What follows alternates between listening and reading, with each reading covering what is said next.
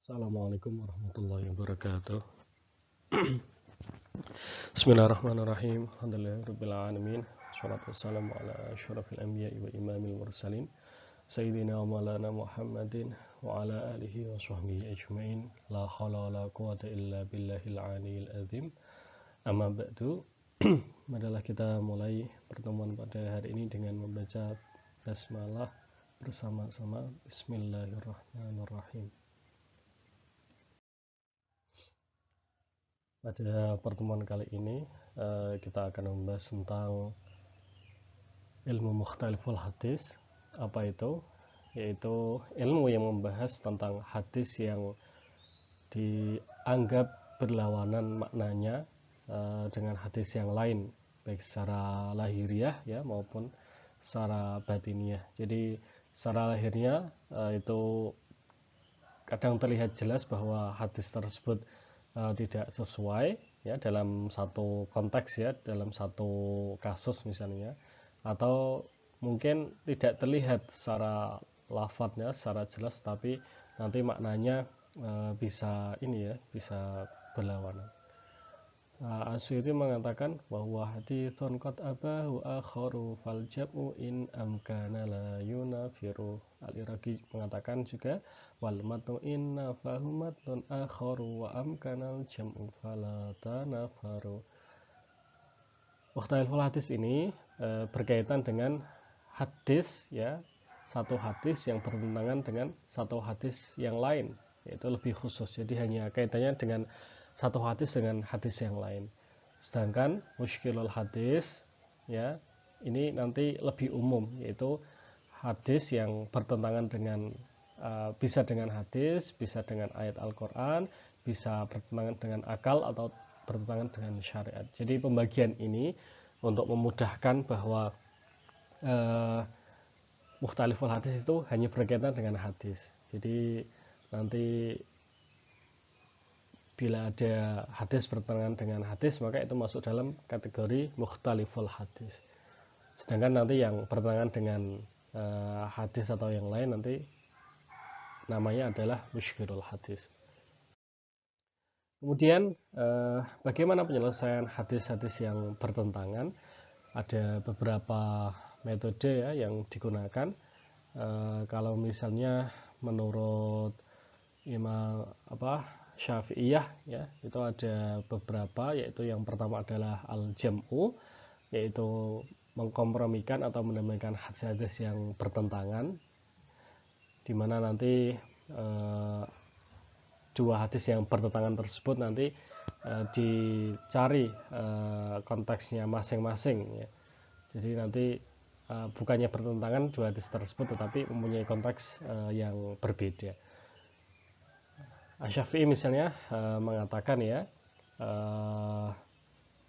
walam yajid anhu syai'an mukhtalifan fakashafnahu illa wajadna lahu wahjan yahtamilu bihi alla yakuna mukhtalifan. Jadi ketika dicari itu ternyata ya memang berbeda tetapi punya konteks masing-masing. Wa yakuna dakhiran fil wujuhi allati wasaftu laka aw najidu adilalah ala tsabit minhu duna ghairihi bi thubutil hadisi fala yakunu al hadisani alladhani nusiba ila al ikhtilafi mutakaffi'ain fa nasfiru ila al athbat min al hadisaini. Jadi yang ini ya, yang dua hadis itu yang kalau tidak maka nanti tidak bisa dikompromikan, maka nanti dengan cara yang lain ya, misalnya dengan at-tarjih ya, ini al-athbat aw yakuna alal athbat min huma dilalatan min kitabillahi aw sunnatin nabi aw syawahidi allati wasahna qabla dzalik. Ya, tahu mungkin ya ditarjih ya dengan apa, dengan ayat Al-Quran atau dengan hadis yang lain atau bukti-bukti yang lain ya. Fanasfiru ilal ladzi huwa aqwa wa ola ayathbuta bidalail. Jadi nanti kalau tidak bisa al-jam'u nanti dengan ini ya, dengan tarjih. Bahwa haditsun qad abahu akharu fal jam'u in amkana la yunafiru. Jadi al-jam'u ini didahulukan ya. Wal matu inna fahumatun akharu wa amkana al-jam'u fala tanafaru. Ada lagi yaitu nasah ya. menetapkan hadis yang datang belakangan. Jadi bila dua hadis tersebut diketahui ya bahwa yang satu itu datang awal, yang satu datang belakangan, maka itu nanti yang datang belakangan yang digunakan atau diamalkan ya. Jadi hadis yang awal itu dinasah ya dengan hadis yang datang belakangan. Kemudian nanti dengan tarjih, yaitu menguatkan salah satu hadis dengan dalil lainnya ya, yaitu tadi dengan kitabullah au sunnati nabihi awis syawahidi. Kemudian nanti kalau tidak bisa tarjih, maka nanti tahyir, yaitu memilih salah satu hadis jika dua hadis sama-sama kuat. Jika jam'u tidak bisa, kemudian nasah tidak bisa, tarjih juga tidak bisa, maka tahyir. Karena menurut Syafi'iyah itu i'malud dalilain aula min ihmali ahadihima bil kulliyah. Jadi daripada tidak digunakan, maka lebih baik ya, lebih utama itu diamalkan ya, diamalkan ini kedua-duanya, atau ya itu memilih salah satunya, memilih yang mana, karena semuanya sama-sama kuat. Ini menurut Syafi'iyah. Kalau menurut Hanafiyah itu bukan al-jam'u dulu, tapi nanti an-nashu dulu, kemudian baru tarjih, kemudian baru al-jam'u ya. Baru ketika al-jam'u tidak bisa, maka nanti gugur semua. Jadi tidak ada tahyir ya. Jadi tahyir itu i'malud dalilain aula min ihmali dalilain bil kulliyah. Itu kaidah dalam madhab Syafi'i ya. Kalau dalam Hanafi itu tidak ada tahyir gitu. Kemudian nanti juga ada ini ya, metodenya Ibnu Hajar ya. Misalnya ya, yang pertama ya, ini harus berurutan. Yang benar adalah al-jam'u, kemudian nasih mansuh ya, hampir sama dengan Asy-Syafi'i. Kemudian tarjih ya, itu. Kemudian nanti at-tawaqquf ya, tawaqquf artinya ya diberhentikan ya, mauquf. Jadi tidak digunakan semuanya ya. Kalau takhir itu menggunakan semuanya. Jadi tawakuf itu ya hampir sama dengan tasakut Hanafiyah tadi. Jadi tidak ada yang digunakan. Nah, berbagai metode penyelesaian itu menurut Syafi'iyah, menurut Hanafiyah, dan menurut Ibnu Hajar itu mungkin metodenya berbeda, tetapi nanti hasilnya bisa sama. Atau dengan metode yang berbeda, bisa jadi nanti juga hasilnya juga berbeda, sebagaimana nanti prosesnya karena berbeda nanti, maka hasilnya nanti juga berbeda. Atau tadi bisa prosesnya berbeda tetapi hasilnya bisa sama.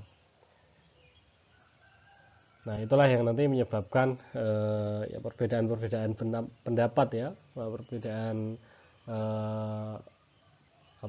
yang ada di dalam memaknai suatu nas ya, Al-Qur'an atau hadis. Kemudian contohnya ya, ini dari kitab Ikhtilaful Hadis karya Imam Syafi'i ya, misalnya anna Rasulullah sallallahu alaihi wasallam wadda'a wajhahu wa yadayhi wa masaha bi ra'sihi marratan. Jadi Kanjeng Nabi itu ketika wudu itu ini ya, wajah, kemudian tangan dan kepalanya itu diwuduni ya, dibasuh atau diusap hanya sekali. Tapi di hadis yang lain bahwa anna Nabi sallallahu alaihi wasallam tawaddu'a thalathan, artinya wajah, kemudian tangan dan juga kepala ya, itu tiga kali, bukan satu kali. Nah, ini kan bertentangan. Nah, yang benar yang mana? Yang 3 atau yang sekali ya. Nah, ini perlu metode penyelesaian. Nah, dalam hal ini Syafi'i mengatakan wala yuqalu syai'in hadhil haditsi mukhtalifun mutlaqan walakinal fi'la fiha yakhtalifu min wajhi annahu mubahun ya. Tapi ini bukan masalah halal haramnya, tetapi masalah mubah ya. Mubah ikhtilafil halali wal harami wal amri wan nahi, walakin yuqalu aqallu ma yajzi'u minal wudu'i marratan. Maka yang satu kali ini adalah batas minimal. Jadi kalau wudhu ya batas minimal ya sekali ya, bukan 2 atau 3 kali. Wa akmalu ma yakunu minal wudu'i thalathun. Tapi yang lebih sempurna itu adalah 3 kali 3 kali. Nah ini metode al-jam'u. Ya. Kalau tidak bisa ya nanti ya kalau menurut Syafi'i ya harus apa namanya? Ya di tarjih ya, di tarjih. Oh ini ya di nasah dahulu ya, di nasah dahulu. Kemudian nanti baru tarjih ya. Itu. Nah, ini kalau bisa al-jam'u ya sudah pakai al-jam'u. Jadi sebisa mungkin itu hadis-hadis yang bertentangan itu didamaikan atau dikompromi. Nah, mengapa perlu ya? Suyuti mengatakan ya bahwa muhimun wa jami'ul firaqi fid dini tadaru lahu fahakiki wa inna ma yaslu fihi man kamal fikan wa aslan wa hadisan wa tamal. Jadi ini adalah ilmu yang penting ya, karena apa? Karena ini kaitannya dengan nanti hadis itu dengan pemahaman ya, pemahaman dan bagaimana nanti pengamalan hadis-hadis yang saling bertentangan itu. Kemudian ya mukhtaliful hadis ini ya sangat perlu karena apa? Karena tingkat pemahaman ulama ya, bahkan sahabat itu berbeda-beda dan juga masing-masing mempunyai konteks yang berbeda. Jadi sahabat itu kan misalnya semuanya tidak mengalami hal yang sama ya. Kemudian juga kondisi situasinya juga tidak sama, sehingga Kanjeng Nabi nanti ya sesuai dengan kondisi dan situasi tersebut ya ketika bersabda. Kemudian kontekstualisasi hadis ya. Jadi perlu bagaimana nanti mengetahui konteks hadis tersebut ya. Kenapa berbeda? Jadi nanti kita perlu mengetahui konteks-konteks itu, sehingga nanti hadis-hadis itu tidak saling bertentangan. Kemudian hadis yang tersebar di berbagai daerah ya, nanti yang menyebabkan juga adanya pemahaman yang berbeda, kemudian nanti konteks yang berbeda ya, dan lain sebagainya. Kemudian ada hadis yang muncul ya di awal ya, ketika Kanjeng Nabi itu awal-awal berdakwah, kemudian ada yang hadis yang nanti muncul di akhir ketika menjelang Nabi wafat, sehingga nanti perlu juga ilmu tawarikhul mutun ya, sebagaimana kita bahas kemarin. Kemudian mukhtaliful hadis itu memberikan pemaknaan yang lebih tepat. Karena apa? Karena tahu ya konteksnya hadis-hadis yang saling bertentangan tadi. Jadi bukan langsung mengatakan bahwa satu hadis ya dengan hadis yang lainnya itu ternyata tidak cocok kok. Ternyata ini ada pemalsuan dan lain. Kemudian kita mukhtaliful hadis itu apa saja? Itu yang pertama ya. Dan sebagai peletak dasar ikhtilaful hadis ini adalah Imam Asy-Syafi'i dengan kitabnya Ikhtilaful Hadis. Kemudian ada Ta'wil Mukhtaliful Hadis karya Ibnu Qutaibah Ad-Dinawari. Kemudian ada Mushkilul Athar karya At-Tahawi.